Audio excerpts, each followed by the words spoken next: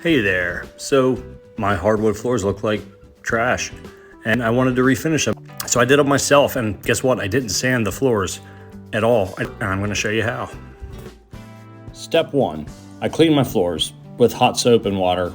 Nothing crazy, didn't spend too much time on it. Step two, I made my own chalk paint. I was not spending all that money on these fancy chalk paints you can get at Home Depot or craft stores or anything like that. Especially not considering I was doing the better part of 12 or 1,500 square foot of flooring. So mixing this is a judgment call.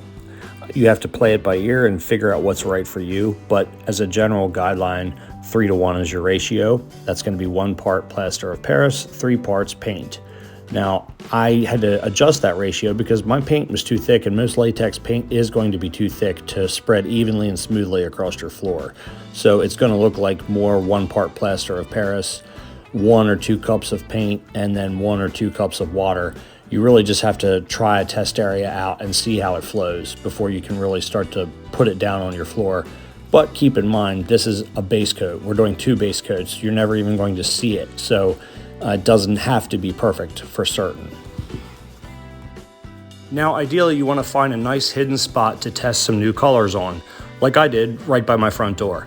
I only left this in here so everyone could see some different options to choose from. That's not the color that I ultimately went with. But finally, well, not finally because there's a million more steps, but now we're getting some base coat down. I went around the perimeter and brushed all the edges on. I've rolled it on. I've done a little bit of every which way possible with these base coats. And one way probably isn't any better or faster than the other. It doesn't matter because you're not going to see the base coats at all. All you're going to really see is the whitewash at the end when it's finished. And as you can see, I had some pretty good help here cleaning up the dog hair that I didn't sweep up good enough because I'm lazy. And for the next step, we are doing the second base coat, which I chose a gray paint because I'm cheap and I had porch paint from Home Depot laying around my house. I figured it probably wouldn't hurt since it's meant for floors, but regular latex paint would have done the job just as well.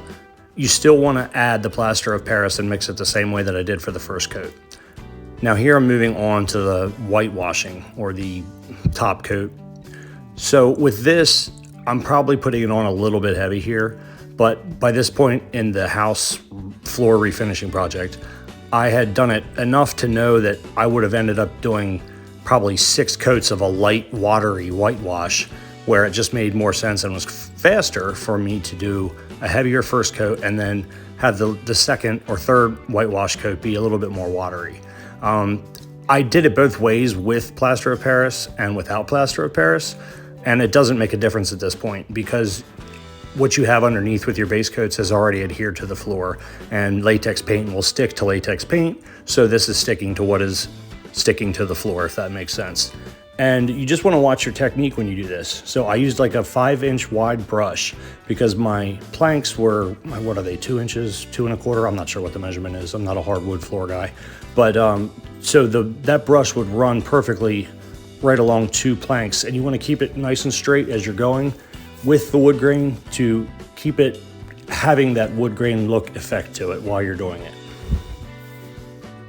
Now, the nice thing about doing a floor this way is you can do it in sections. You can go back and fix a spot that you might have messed up. You can blend pieces in together that don't look right. It's just a good way to jump around and stay productive.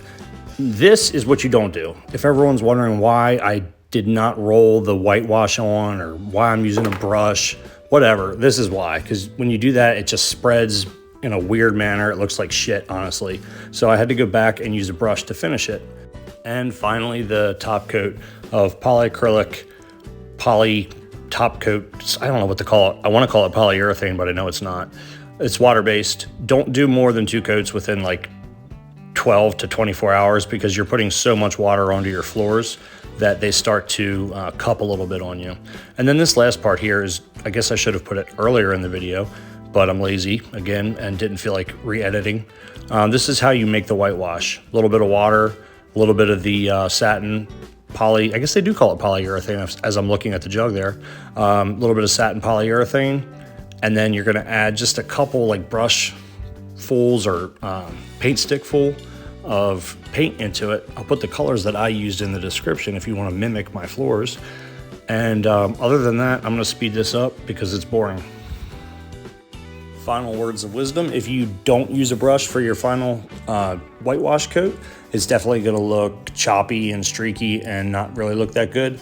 And it won't look like this. Not that this is great, but it's better than the $3,500 I would have paid to have these refinished and all the sanding that would have been done, and it just would have been miserable. But for the $400 or $500 I put into this, I'm happy with it, and it's durable, and I'll see you later.